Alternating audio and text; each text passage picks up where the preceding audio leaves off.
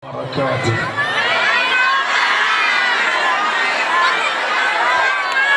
Subhanal Malikil Quddus, Subhanal Malikil Quddus, Subhanal Malikil Quddus.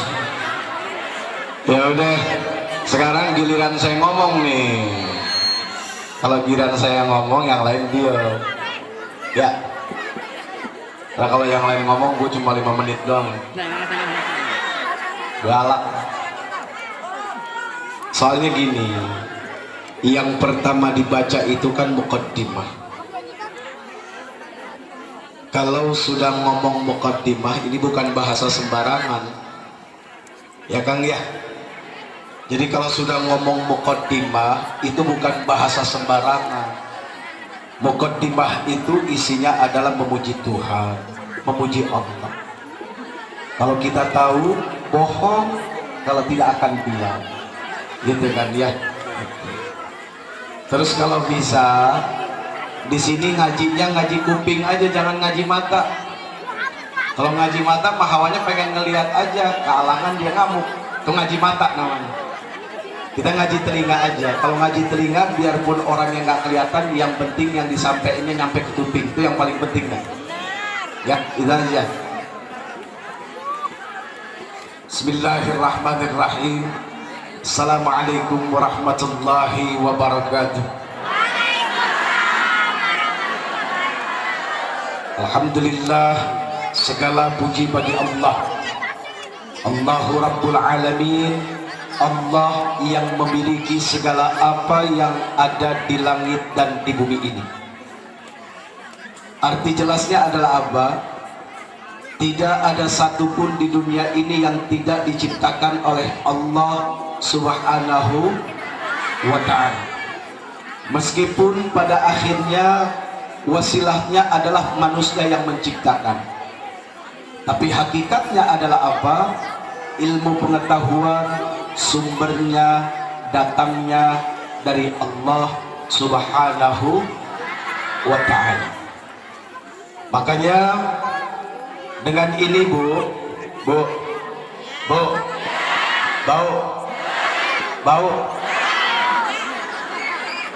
dijawab lagi bau, saya bau ngaku. Makanya Allah itu paling pantas untuk dipuji. Ya, Allah paling pantas untuk dipuji. Contoh misalnya, ada perempuan cantik nih lewat, yang laki-laki melotot nggak? Biar kata kakek-kakek juga kalau masih normal mah melotot.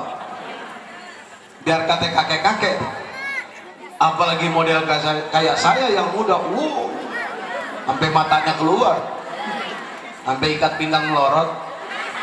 Yang muda model kayak saya, yang ini mah enggak, saya ini mah ya, yang ini mah nggak jauh beda kan. Nah, ketika ada seseorang yang cantik lewat, memuji pasti, karena manusia itu diciptakan untuk selalu memuji ketika melihat yang indah-indah. Ya bu ya, bu, kalau ke toko emas lihatnya yang apa? Kalau ke pasar aja kan paling demen lihat ke toko emas ya bu. Oh, gitu kan? Begitu dipuji, aduh ini perempuan cantik, segera ilmu agama mengajarkan kepada kita, ya Allah, Engkau Maha menciptakan segala sesuatu dengan baik. Ya bu, bau.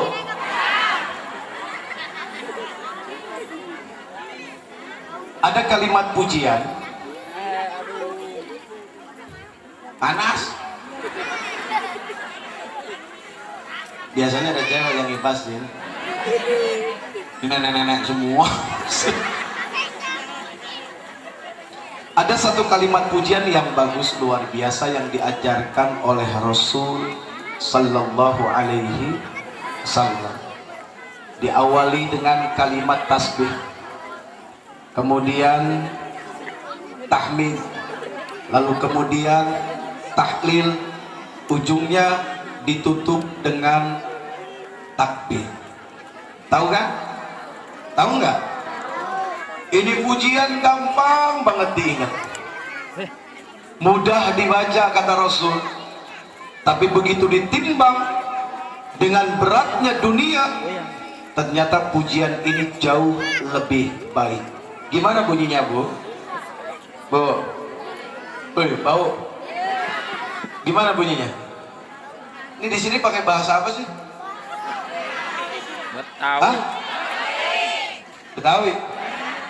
Betawi mau orang mana? Mengapa?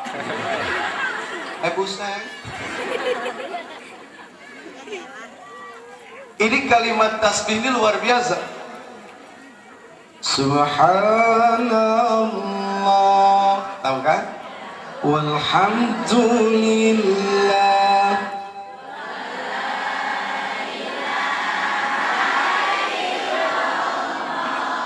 Wallahu akbar. Wala hawla wala quwwata illa billahil aliyyil azim. Semua subhanallah walhamdulillah wala ilaha illallah wallahu akbar wala hawla wala quwwata illa billahil aliyyil azim.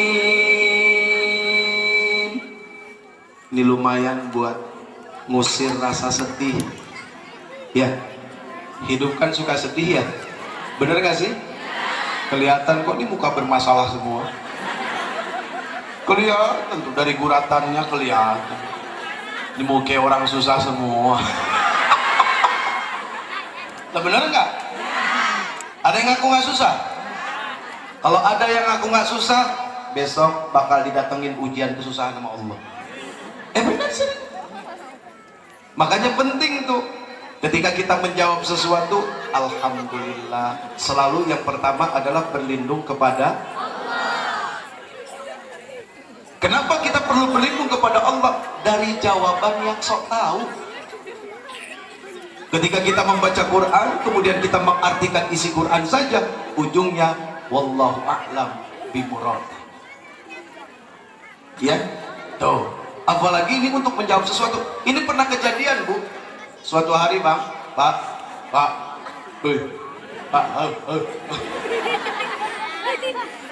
suatu hari ada perempuan cantik ke rumah saya. Oh, cantiknya minta ampun. Di sini mah kagak ada dah. Agak ngelihat gue yang cakep mana? Kalau ada udah gue taksir. Rumahnya di mana? Lagi nyari yang keempat nih. Buset. Nyandung mulu. Bu, ada cewek cantik ke rumah saya. Aduh, cantiknya subhanallah. Bukan cuma cantik, kaya. Datang bawa mobil harga 2 miliar. Jangan kaget, biasa aja. Pantesan nggak kaya-kaya. Dengan 2 miliar. Biasa aja kalah. Ya Bu ya. Ini perempuan bukan cuma cantik, tapi datang ke rumah nangis. Aneh, gitu kan? Bukankah katanya atau menurut pikiran orang banyak, kekayaan itu mendatangkan kesenangan? Bukankah katanya sebagian orang mengatakan bahwa cantik itu mendatangkan kesenangan? Loh, kok ini yang cantik datang ke rumah nangis-nangis? Saya tanya, punten teteh ada apa? Jawabannya apa? Uje, saya nggak mau nikah lagi. Ini pasti pikirannya sebelumnya nih gara-gara lakinya nih. Tuh, ketahuan otaknya nih mikirnya apa? Ya, tuh yang ada di kepala mah itu aja, perempuan, nggak ada yang lain. Satu nih yang paling ada di otak perempuan apa? Laki gue kawin lagi nggak ya? Laki gue kan tuh. Makanya kalau di situ aja putaran otaknya dijamin rumah tangga gak bakalan bahagia karena mikirin sesuatu yang belum terjadi. Mau apa? Itu namanya menyusahkan diri. Mendingan diurus diri. Diri ini kan belum tentu selamat, gitu ya. Kita nggak ada jaminan keselamatan dalam hidup. Makanya itu yang paling penting, Bu.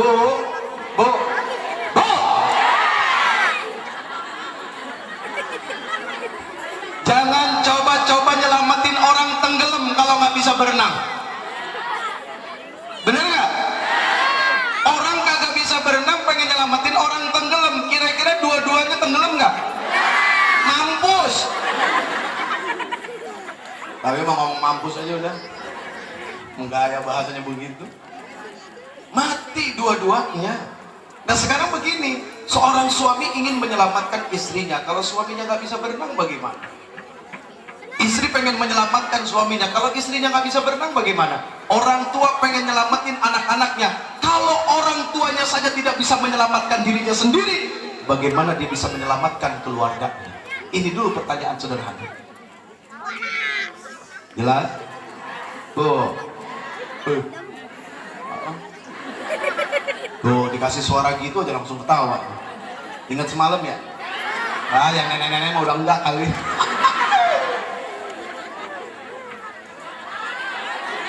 Lima menit lagi. Yang penting kan gue udah datang, udah begitu aja intinya. Iya kan? Biar kata 15 ini 10, yang penting datang orangnya. Nah ini kan ngaji pengen lihat orangnya, apa ngaji pengen denger yang disampaikan? Tak percaya gue. Jadi kalau ngaji cuma pengen lihat orangnya udah cukup, udah selesai. Orang yang kagak perlu ngomong apa-apa kan udah. Bener nggak? Makanya sekarang penting kita lurusin niat. Kita kemari mau ngapain? Gitu kan? Kita kesini mau ngapain? Kan pengumumannya udah dari sebulan yang lalu, pengen bikin maulid, gitu ya. Ini acara apa nih? Oh, kalau bicara maulid berarti bicara majelis ilmu. Karena di dalam peringatan maulid ada ilmu yang disampaikan. Jelas? Jadi sekarang lurusin niat. Uje, kata siapa mesti meluruskan niat? Silakan dibuka hadis Arba'in Syarah An-Nawawi nomor 1. Kitab Sahih Bukhari, kitab Sahih Muslim, dan yang lain-lainnya, kutubus sittah. Bahkan sampai kutubus tis'ah sekalipun. Lihat, yang paling pertama dibahas adalah apa? Tentang perkara niat. Gak jauh-jauh, Bang. Jadi yang dibahas pertama adalah perkara niat. Kita kemarin niatnya mau ngapain? Kalau kita niatnya datang ke sini kepengen nuntut ilmu, insya Allah itu keberkahan akan turun sesuai dengan janji Allah dalam hadis. Ketika ada seseorang keluar kepengen menuntut ilmu, itu malaikat membentangkan sayapnya. Tuh, malaikat membentangkan sayapnya. Berharap apa? Itu sayapnya diinjek-injek sama orang yang nuntut ilmu. Amin. Amin. Amin.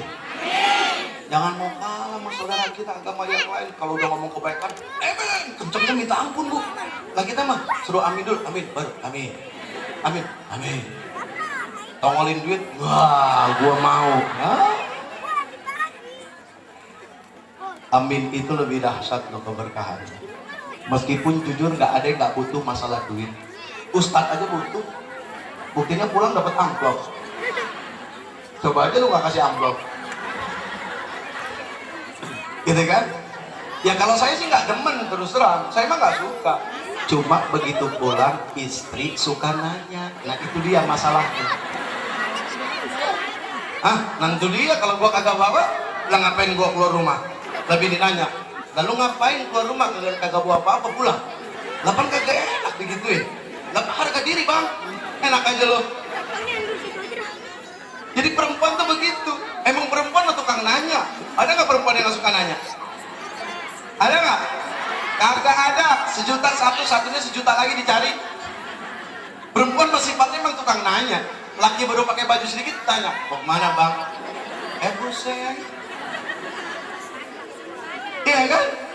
Begitu laki pas keluar aja izin, udah ditanya juga, pulang jam berapa bang? Gua pergi aja belum. Lu tanyain pulang, hampir geledek lu. Ya kan? Bu, begitu pulang ditanya lagi, bawa apa bang? Padahal begitu datang kan kudunya alhamdulillah abang selamat, cium tangan. Iya, cium tangan terus dari masukin. Enak rasanya tuh. Enakan ini daripada anggur. Jorok. Begini ibu bilang jorok. Yang jorok tuh paling bahaya pikiran sama hati. Maaf ibu, ada orang buang kotoran di jalan hanya sekedar nutup hidung bau. Nggak ada sejarahnya satu negara, satu bangsa hancur gara-gara kotoran manusia, nggak ada. Tapi satu bangsa, satu negara hancur gara-gara apa? Gara-gara kotoran hati dan kotoran pikiran. Nih yang menghancurkan. Makanya sebetulnya masih lebih bagus kotoran ini daripada kotoran ini, gitu kan? Tapi anehnya kenapa kok kita masih disibukin sama kotoran ini? Bener. Manusia tuh paling kalah sama yang namanya mules. Ada nggak orang menang ngelawan mules? Mana preman di sini paling jago? Menang nggak dia ngelawan kebeletnya dia? Kagak ada, lo tanya dia. Biar katanya jago main golok sama mules mah kalah dia. Lah iya, jenderal bintang 4 punya pasukan bala tentara bersenjata lengkap, kagak bakal menang. Bener, coba aja lawan mules. Pakai berak di celana. Gitu kan? Bener nggak? Itulah lemahnya manusia. Jadi nggak ada manusia kuat. Pengen ngelawan Allah, ngelawan mules yang dititipin Allah aja udah nggak bisa. Makanya manusia mah gede sombongnya doang. Ya, manusia mah gede sombongnya. Makanya kata Rasul apa? La yadkhulul jannah man kana mithqala dzarrah minal kibir. Tidak akan masuk ke dalam surga orang yang di dalam hatinya ada sombong meskipun sebesar biji zarah. Tuh lihat iblis, udah enak-enak di surga. Dulu namanya bukan iblis kok, dulu namanya Ajajil. Waktu masih menjadi malaikat, ya namanya Ajajil. Lalu kemudian karena dia sombong, diperintahkan oleh Allah Subhanahu wa taala untuk sujud kepada Adam. Sujud kepada Adam itu bukan sujud kepada Tuhan, sujud penghormatan atas apa yang telah Allah ciptakan. Makanya di Quran surat Al-Baqarah jelas tuh. Wa idz qala rabbuka lil malaikati isjudu li adama fasajadu illa iblis aba wastakbar wa kana minal kafirin. Dan ketika Allah perintahkan kepada para malaikat untuk sujud kepada Adam, semua sujud tapi satu yang nggak sujud, siapa? Hah? Dan kemukai gue dong ngomongnya bang. Iblis, kurang ajar lu, gue dibilang iblis. Tahu aja nih gue masih iblis. Kita nggak bisa marah juga bang kalau pengen jujur ternyata di sebelah diri kita ini masih ada sifat setan. Hah? Sampai sekarang juga masih. Awas, hati-hati dengan orang yang merasa soleh. Ketika dia merasa soleh itu udah setengah iblis. Iya, merasa soleh. Kalau merasa soleh kan berarti merasa lebih baik dari orang lain. Lah setengah iblis bang. Sekarang begini aja deh, doa siapa yang diterima? Doa orang yang merasa benar atau doa orang yang masih merasa salah? Doa orang yang masih merasa salah yang diterima, yang merasa benar mah keluar dari surga. Itu iblis ngerasa benar. Apa Allah disuruh sujud kepada Adam, dia nggak mau. Dibilang apa? Ya Allah, engkau ciptakan aku dari api, Adam dari tanah. Kalau kita mengukur keistimewaan api sama tanah, sekarang gini deh, ada sebidang tanah, tanah dilempar bibit tumbuh nggak? Bibit lempar ke api, hangus. Jadi Allah tuh menciptakan manusia dari tanah tuh gak sembarangan. Ini Masya Allah. Makanya wajib kita bersyukur kepada siapa? Yang pertama kepada Allah, yang kedua kepada Allah, kepada siapa? Hah? Bu, yang pertama kepada yang pertama kepada, yang kedua kepada malaikat. Kepada Nabi. Anaknya aja bisa jawab, gimana emaknya kagak tahu. Bisa emaknya kagak sekolah. Lu ngina emak lu, kurang ajar lu, doraka lu. Lalu kalau kagak ada emak lu, emak yang nyekolahin, enak aja. Ini cerita anak durhaka nih, kurang ajar nih. Ini anak tiap, ini bener serius. Dan ini jadi nyambung, pokoknya jadi nyambung. Ini ada anak namanya si Jeffrey. Siapa namanya? Ya kan Jeffrey banyak bang, namanya cuma gua doang. Kan Jeffrey banyak sedunia. Ini ada anak namanya Jeffrey. Wah, every day, every night, talking forever. Yo eating okay. Kobam. Niup dulu hawanya. Itu tiap pulang mabok pak. Tiap pulang beler. Itu emaknya sampai kesel. Sekali waktu saking gedek emaknya jagain pintu, tidur di belakang pintu. Saking keselnya tuh. Begitu sekali waktu dia pulang, mereka dia pakai mabuk masih salam juga tuh anak. Ya waalaikumsalam kata emaknya. Begitu emaknya baru buka sebentar, sama anaknya didorong, emaknya jatuh. Kurang ajar gak nih anak? Kurang ajar gak nih anak? Saking keselnya emaknya udah berkali-kali kasih tahu, emaknya bilang apa? Gua sumpahin buta mata lu. Dasar orang mabuk mah cuek aja. Bodoh amat. Yo icing. Orang mabuk mah kagak serem bang, lucu. Bener, kalau ada orang bilang mabuk serem mah keliru, lucu. Gimana nggak lucu? Jalan udah pinggir buat masih jauh aja bilangnya. Bang awas banget bang, tenang aja gua masih jauh bro. Kecebur belum, kecebur gue ya. Tukang mabuk mah bukan serem, lucu. Jadi kalau lihat tukang mabuk lo ketawa, lucu apanya? Ya bu, emaknya kesel, akhirnya sumpahin mamanya, gue sumpahin buta lu. Dasar tukang mabuk cuek aja nih. Dia mandi tengah malam, dia sampoan, kan matanya ketutup, ya kan? Pengalaman.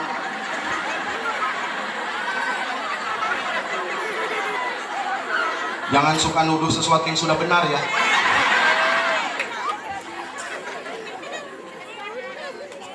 Begitu dia lagi sampoan, pas dia mau ngambil gayung, dia melek. Bener-bener kagak kelihatan. Kagak kelihatan. Bukan ketutupan sabun bang, kalau dia udah melek ketutupan sabun loh. Dia teriak, ampun mak, saya salah, saya buta sekarang. Dia teriak, diguduk-guduk gitu, emaknya dari luar, diam lo, berisik, udah mabuk. Masih aja teriak-teriak, mau buta, bukan buta, mati lampu bego.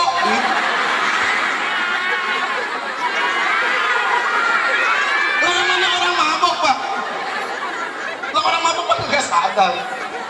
Ini kelakuannya aneh, emaknya udah kesel banget tuh. Mati lampu bego.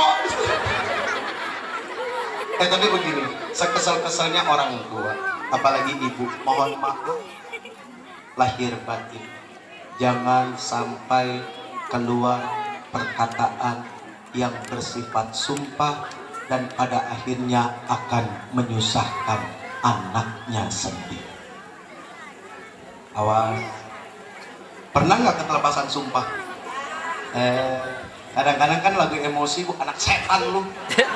Anak setan, lah yang ngelahirin siapa? Setan. Emang kagak ngerasain kemarin ngelahirin? Ngelahirin siapa? Lemaknya setan, berarti anaknya dibilang setan. Berarti bapaknya setan juga.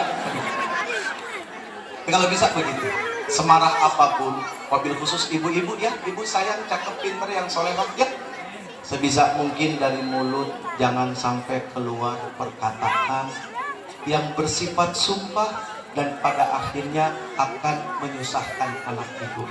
Artinya kalau anak susah, sudah pasti orang tua ikut susah. Baliklah. Lah namanya kita ngelempar bola, tuh bola balik kemana? Ke kita. Tapi emang jadi anak juga lu jangan durhaka-durhaka banget. Lah emak lu kan manusia, punya perasaan. Nah, kan gitu ya. Jadi semuanya kita balik nih. Gak hanya kepada orang tua, ke anaknya kita tekenin juga. Jangan begitu. Anak sekarang mah beda, Pak. Kalau dulu, ya anak dulu nih, anak dulu sekarang udah kakek-kakek. Ngerti nggak? Nggak ngerti ya? Kalau anak dulu, Bu, sekarang udah kakek-kakek. Ya bener, pinter berarti ya. Kalau anak dulu, itu sama orang tuanya diancam, gua usir lu, itu udah paling ketakutan. Anak sekarang mah enggak, Pak, malah ngancemnya, gua kabur nih. Ya Allah, ya Rabb. Aduh, kebalik. Maknya yang ketakutan sekarang. Ya Allah, na'udzubillahimin.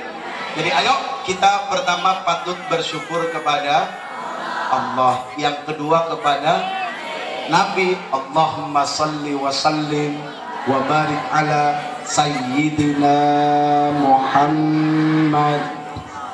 Salawatnya mana? Allahumma salli wa sallim wa barik. Alhamdulillah. Kita kalau bukan karena Rasul, kita nggak akan kenal Allah. Sababiah kita kenal Allah itu karena kita kenal Rasul. Jadi jangan dibilang kita mengagung-agungkan. Wah, terlalu berlebihan, mengkultuskan. Lu tahu apa toh?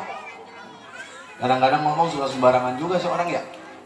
Gini Bang, sekarang gini. Kita ini bukan seperti Nabi Ibrahim alaihissalam yang dalam proses kehidupannya mencari Allah lewat dirinya sendiri. Kita kan enggak. Sekarang kalau kita mau jujur, Bu, kalau ibu bapak ibu dulu bukan Islam, kira-kira sekarang Islam nggak itu? Hah? Gini, kalau seandainya ibu sama bapak ibu bukan Islam, sekarang ibu Islam nggak? Belum tentu.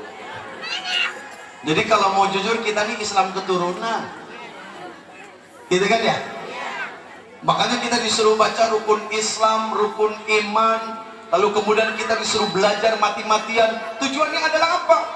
Untuk betul-betul mengetahui Islam tidak hanya karena keturunan, bukan karena ibu bapak kita Islam kemudian kita Islam, enggak. Itulah kenapa pentingnya ada di majelis ilmu, di masjid zikir, gitu kan ya? Memenuhi pengajian-pengajian, taklim-taklim rutin adalah itu, untuk betul-betul meyakini di dalam diri ini bahwa la ilaha illallah. Bisa? Ya. La ilaha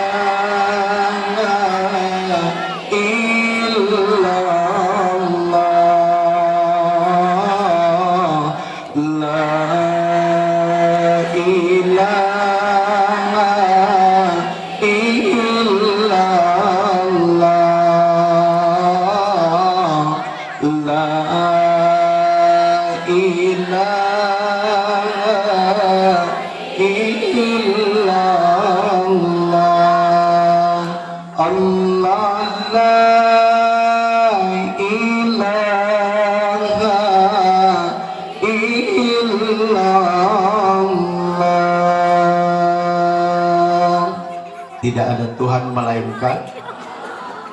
Di sini sering wiridan kan ya? Biasanya kalau habis maghrib, habis subuh tuh biasanya rutin nanti ya. Tuh wiridan panjang tuh. Kan ujungnya ketemu tuh Bang.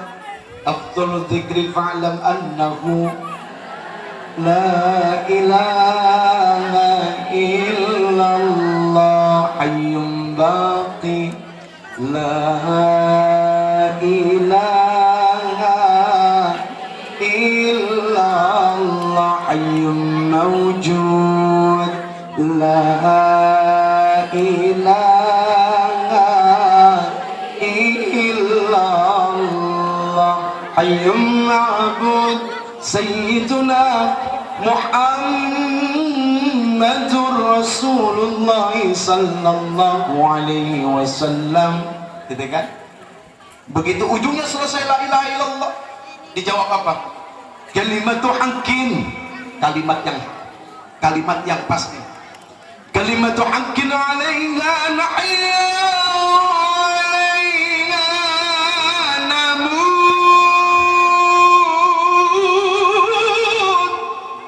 Kalimatu haqqin alaina nahya wa alaina namut. Insyaallah ta'ala birahmatillahi wa karamihi minal amin.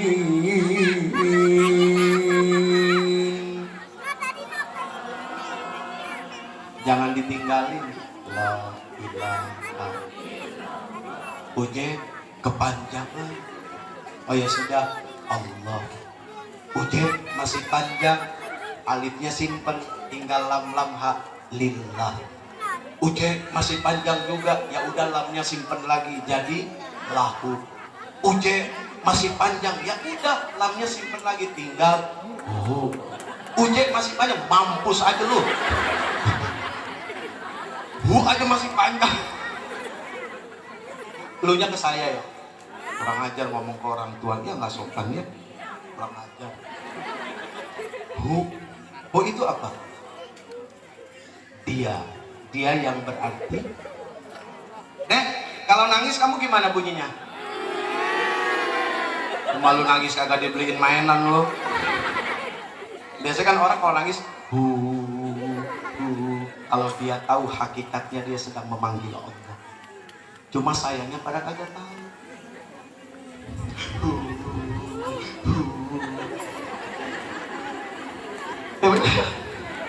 Makanya dilihatin nya itu ketika nangis adalah jadi sebetulnya sedang menjerit kepada Allah.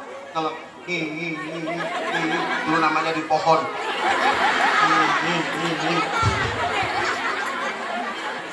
itu lo bebeging lo.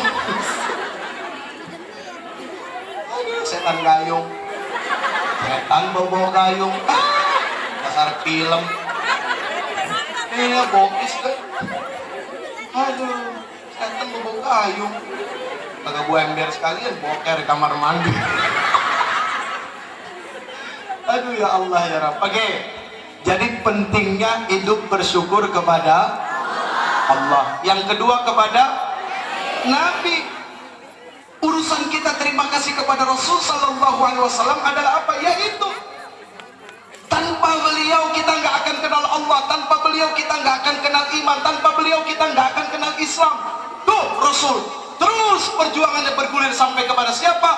Para wali-wali Allah yang sampai ke tanah Jawa ini. Alhamdulillah. Nah ketika kita ila hadrat dikirim Fatihah, itu sebagai sebuah rasa terima kasih. Namanya kalau orang udah dikasih kudu terima kasih nggak bang? Terima kasih. Pernah sekali waktu ada yang nanya, Uje, kalau kita memuji-muji Rasul secara berlebihan Allah cemburu nggak? Saya jawab, ketika kita memuji-muji Rasul berarti kita sedang memuja-muja Allah. Nggak akan cemburu. Allah dari mana sejarahnya? Emang Allah punya nafsu? Allah akan cemburu ketika apa?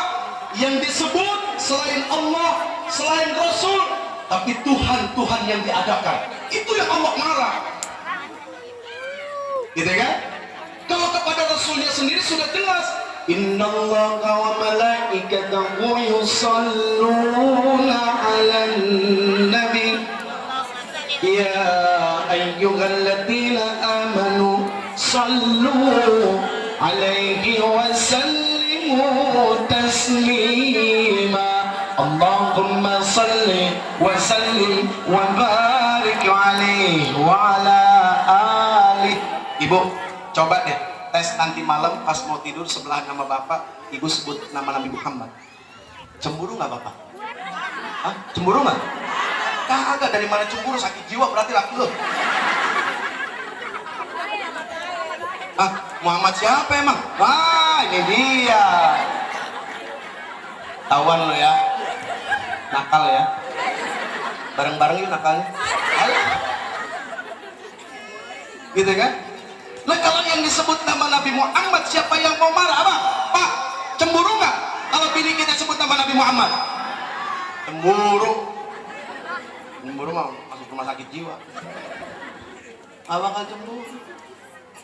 Tiba-tiba bini kita Muhammad di sebelah kita tuh, Muhammad, Muhammad, Muhammad, Muhammad, Muhammad,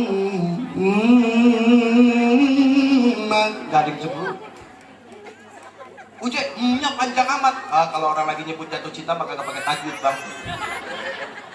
Agak berlaku tajwid. Agak berlaku. Orang lagi show, lagi jatuh cinta, kemudian disenandungkan, tajwid kagak berlaku. Iya kan? Kayak misalnya terakhir nih, Allahumma sholli. Mana ada sejak tajwid sholli? Nggak ada. Sholli langsung. Hurufnya huruf lam, bukan huruf mim.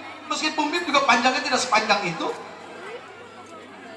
Nah, jadi ada beberapa perbedaan dalam bacaan. Ya Bu, Bu, ketika Ibu Muhammad, nggak ada yang cemburu. Tapi begitu ibu mau tidur, samping bapak ibu ngomong, Jeffrey, Jeffrey, Jeffrey, dibekep lu sampai bantal, dibekep pakai bantal sampai mati. Kurang ajar lu. Iya nggak Bu? Oh, bau. Nggak berasa udah setengah 4. Hah? Ya situ sih enak tinggal hahaha. Bahkan kita di sini mikir Pak mau ngomong apa lagi gue bingung. Jadi jangan dipikir enak di panggung, kagak enak Pak. Apalagi yang hadir orang macem-macem. Yang pengen ceramah denger serius baru nyambung. Ada yang kudu diajak bercanda baru nyambung. Ada yang kudu diajak ngomong jorok, cerita jorok baru nyambung. Ini macem-macem. Iya kan? Beda-beda, makanya harus susah sebenarnya. Nah kalau bukan karena pertolongan Allah Subhanahu wa Ta'ala, siapapun di atas panggung ini dia tidak akan mampu bicara. Jadi siapapun yang bicara di panggung bukan karena dia punya ilmu. Silakan saja dia belajar ilmu, silakan saja dia khatam Quran, silakan saja dia hafal Quran 6.666 ayat, 114 surat, 30 juz, silakan saja. Tapi kalau Allah Subhanahu wa Ta'ala tidak izinkan dia bisa bicara, tidak akan. Makanya kalau melihat saya mah pasti kecewa. Nah, sama-sama manusia, sama-sama punya dosa.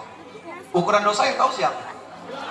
Nah, Allah, bukan pakaian. Kalau Bapak lihat pakai ilmu, saya udah kayak orang soleh banget udah. Nyangkanya saya mah sedikit aja dosanya. Itu kan baik sangka Bapak ke saya. Saking Bapak berbaik sangka, dia terima dosanya sedikit. Padahal, aduh. Saya pengen tahu. Makanya maaf, yang bicara ini tidak lebih baik dari yang mendengar. Saya tidak lebih baik dari suami ini. Ya, saya tidak lebih baik dari Bapak. Kita semua masih berproses dan sedang belajar mencari keridhaan Allah Subhanahu wa Ta'ala. Amin, amin ya Rabbal. Jadi dalam hidup ini yang wajib disyukuri pertama siapa? Kedua? Ketiga? Hah? Nabi ya Rasul, tong, aduh loh. Yang ketiga siapa? Yang ngelahirin kita siapa? Ibu sama. Jadi hidup ini ternyata kalau kepengen nikmat dilandasi syukur selesai.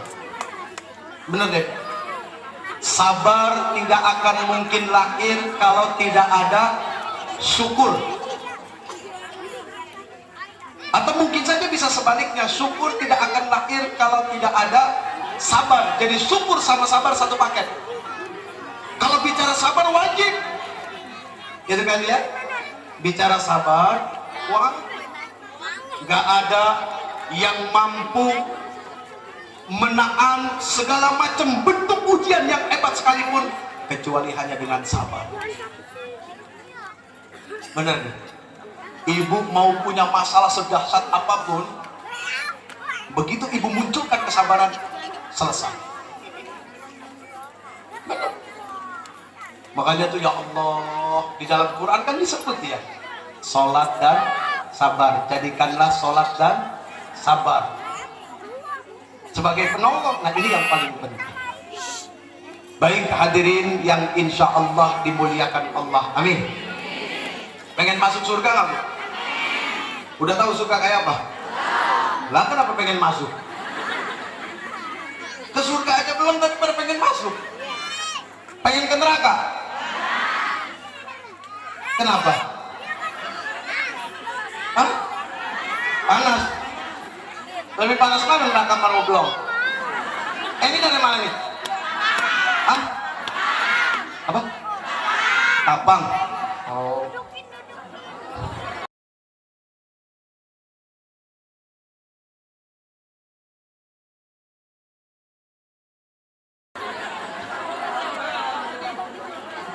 Nggak, gue nanya, bokin gue ada di sebelah kan. Kuburan.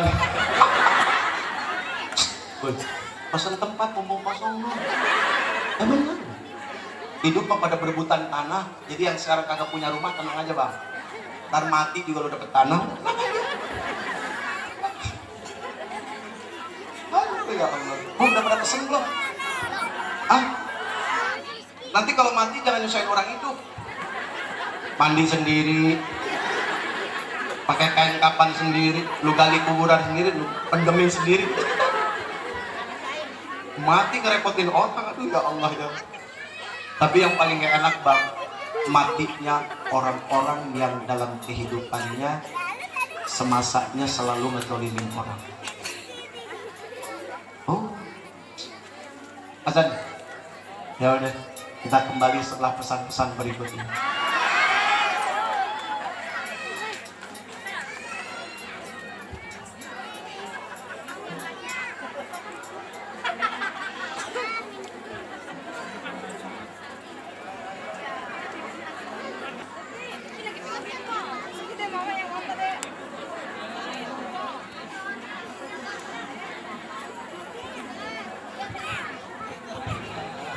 Perhatian,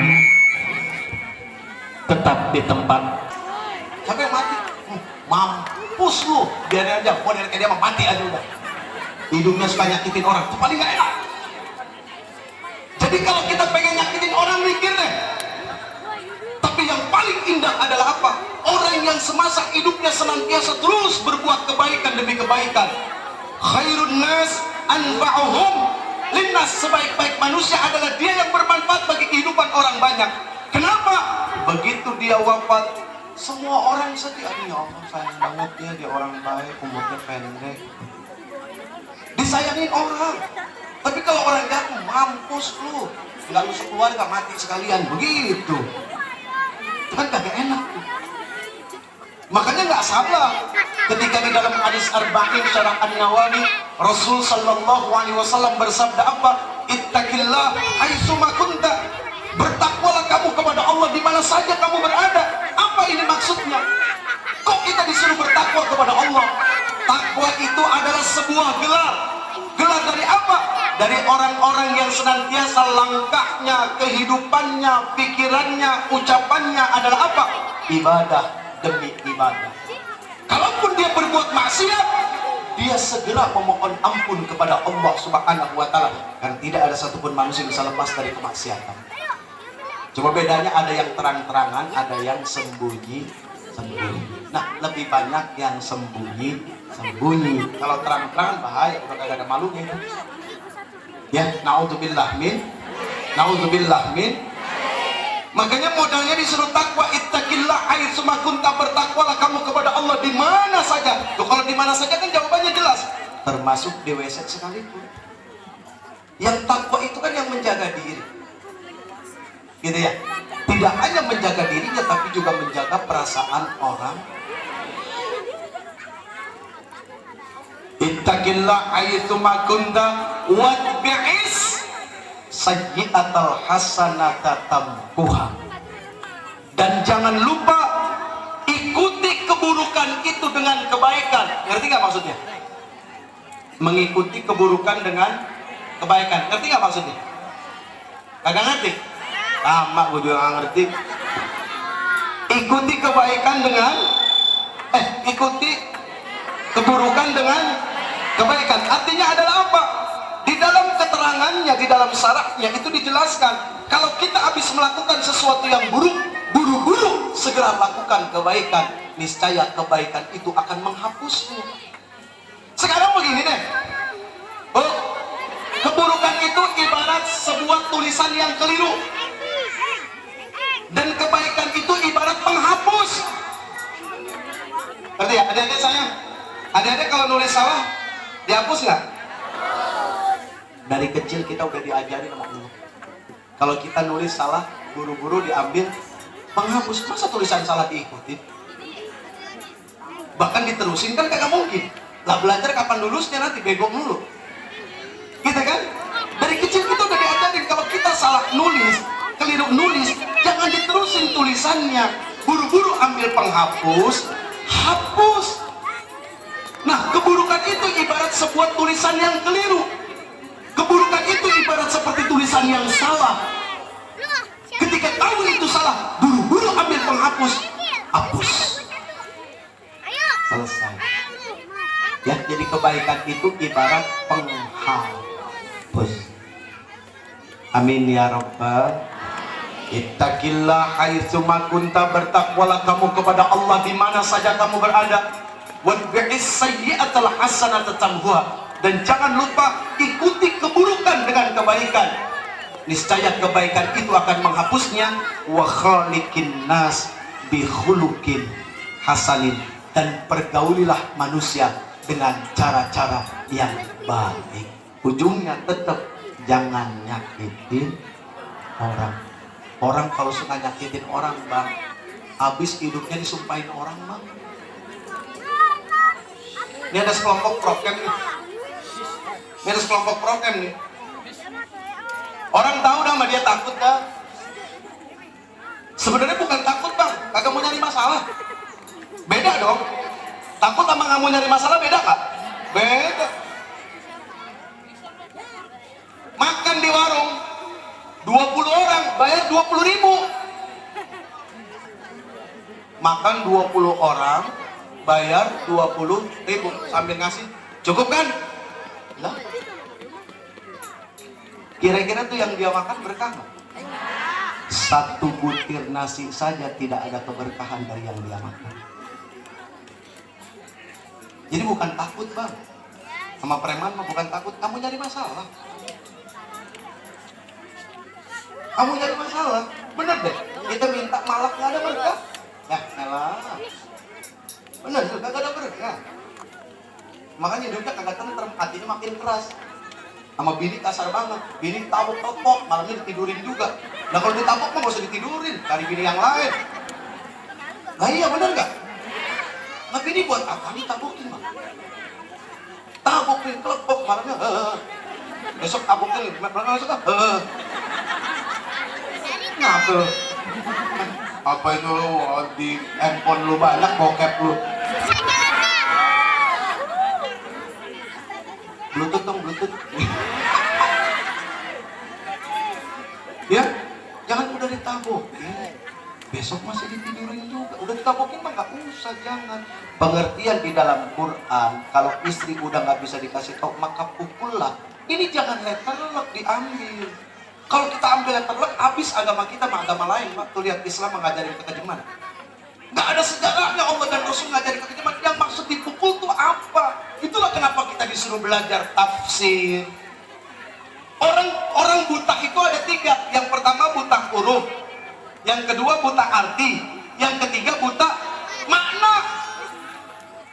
Nggak semua orang bisa baca Quran ngerti arti. Nah sekarang saya tanya, Bu, Bu, kalau sholat bacanya apa?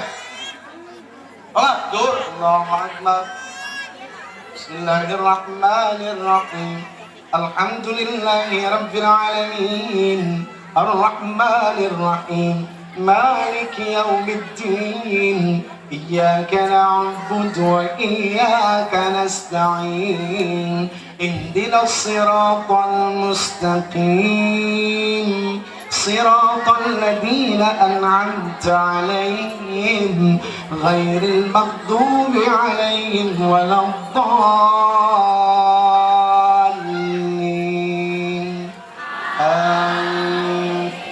Biasanya kalau kagak mau repot ibu-ibu mah baca dua doang, dua kul. Qul ya ayyuhal kafirun la a'budu ma terusin.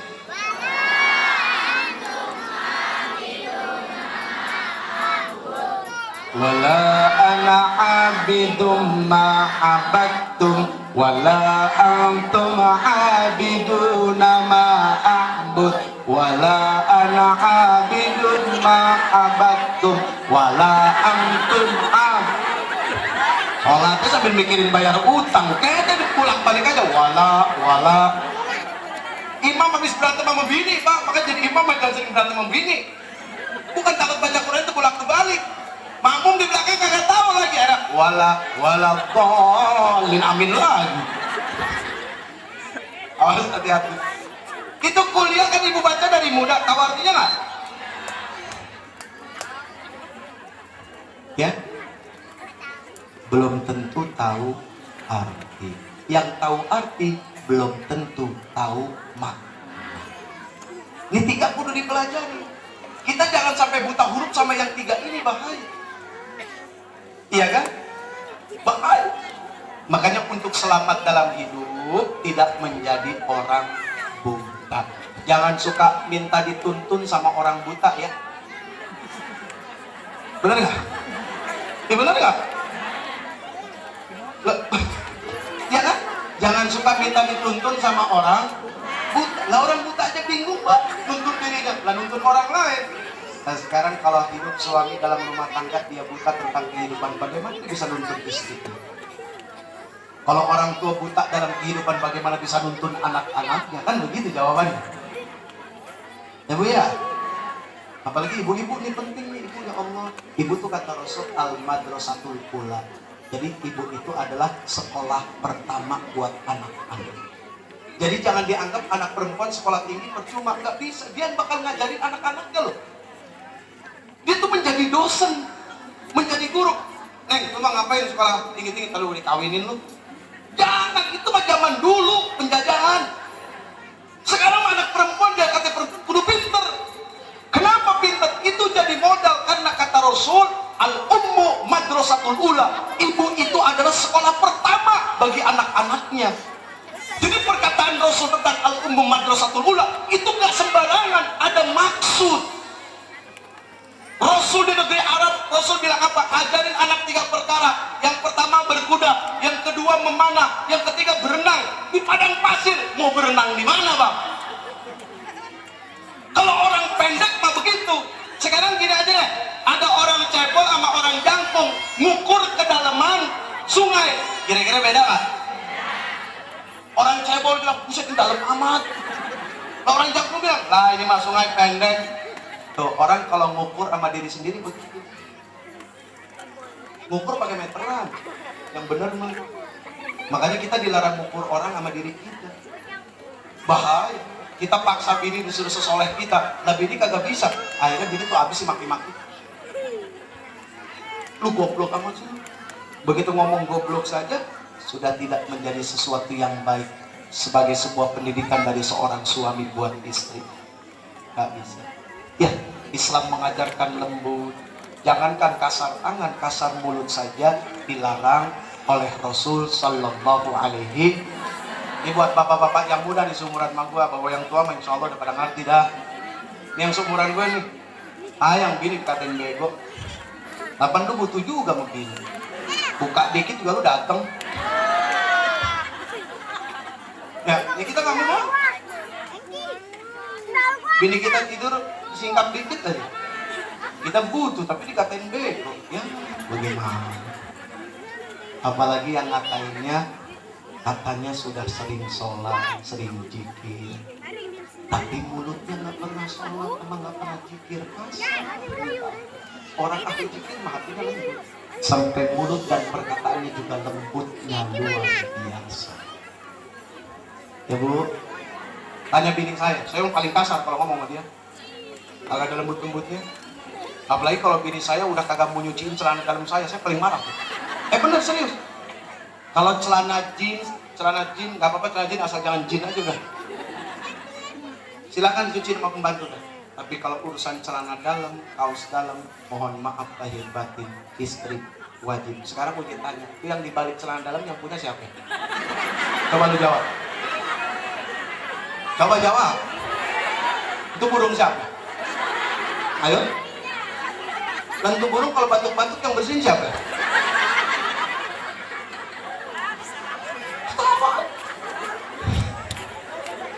Tuh kan? Ada yang baru pakai diajak jorok ngerti.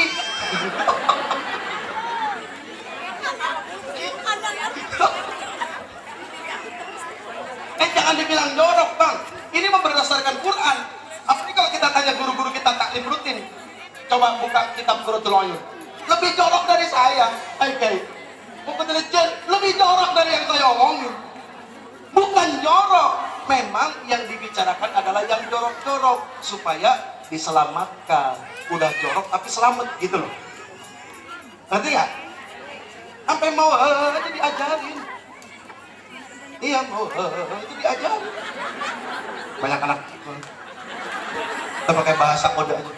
Mau diajarin. Mau apa? Terbocah begitu keluar habis ngaji apa? Sama uji ngaji.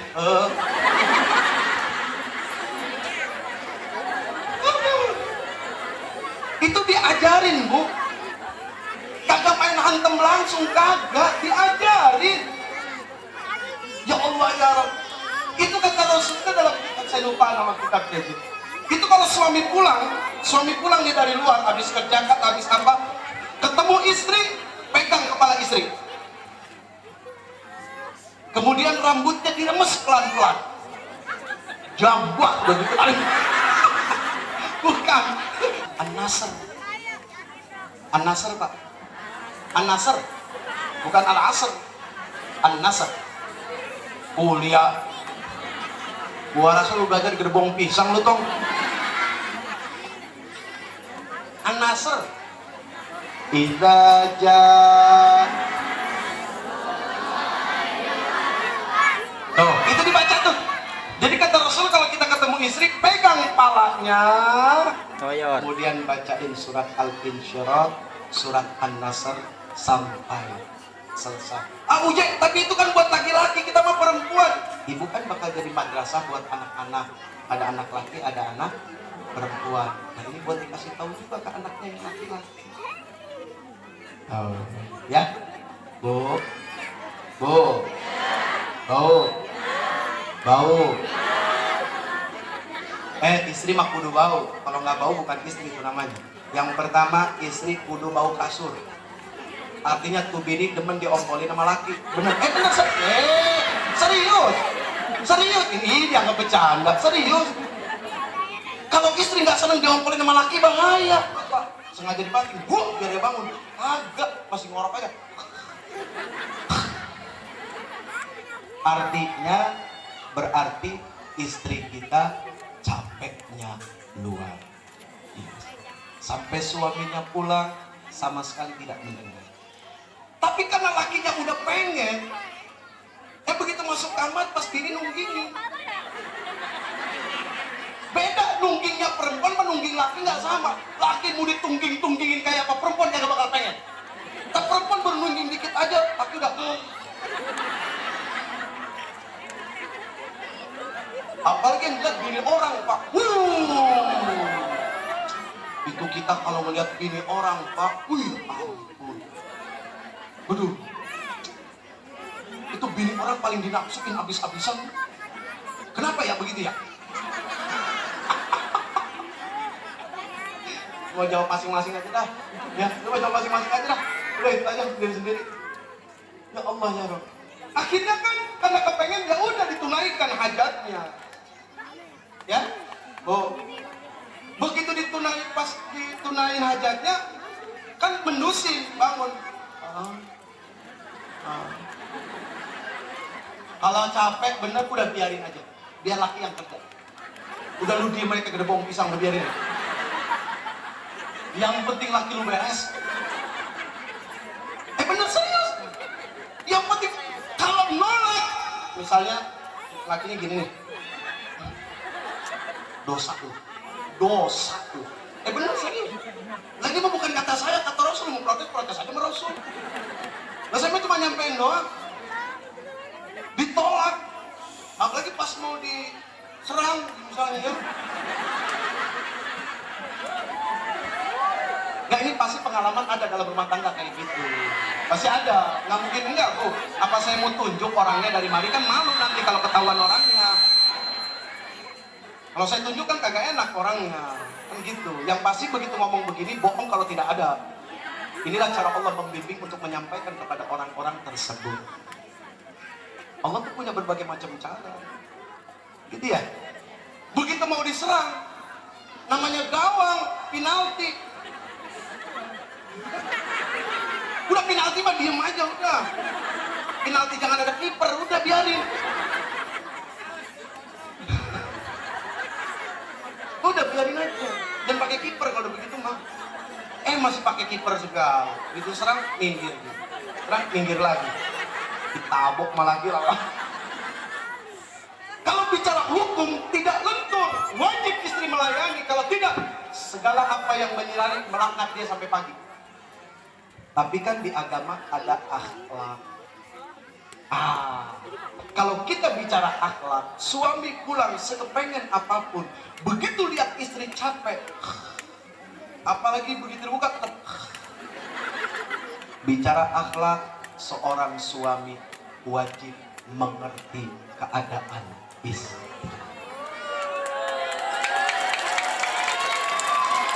Kenapa lu? Oh, berarti selama ini nggak ikhlas lu ya? Oh, begitu. Ketahuan akhirnya ya. Berarti selama ini kepaksa ya.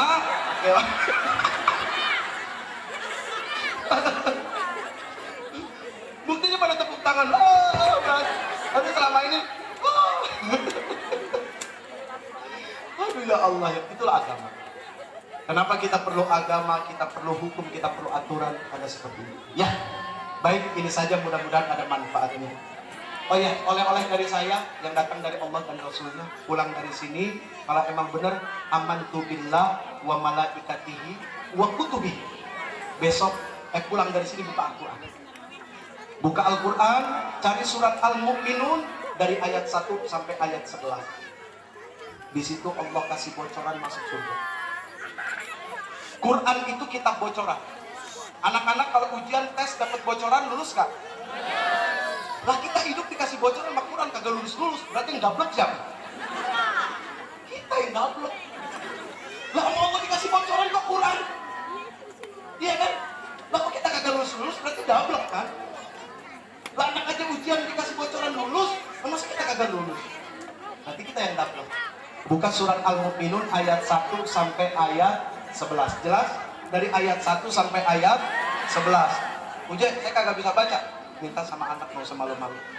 Anak juga gak bisa baca, lu panggil Ustaz. Kasih uang 10.000 di temen. Ya gak apa-apa dah, udah. Ya itu kan sebagai sebuah rasa ya, hormat takdim kepada Ustaz ya. Ustaz ini bukan masalah kecil gedenya, gede lebih bagus kan, begitu prinsipnya. Siapa orang mau sedikit, sekarang gue tanya. Ada yang mau sedikit gak? Banyak mau? Saya mau sedikit, dosa.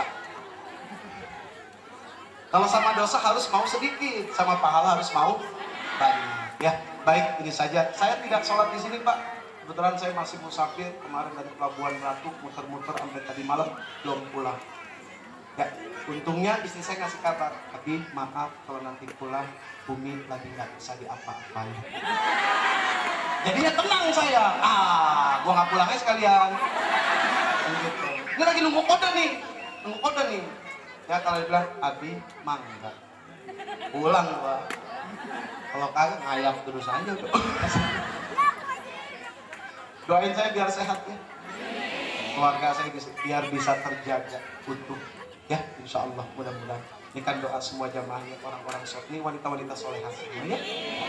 Bapak-bapak juga soleh, anak-anak muda insya Allah jadi penerus bangsa yang baik ya, dan jadi orang-orang yang taat untuk agama. Al-Fatihah. A'udzu billahi minasyaitonir rajim. Bismillahirrahmanirrahim. Alhamdulillahi rabbil alamin. Ar-Rahmanir Rahim. Maliki yaumiddin. Iyyaka na'budu wa iyyaka nasta'in. Ihdinas siratal mustaqim. لا تنسني من شفاعتك يا رسول الله.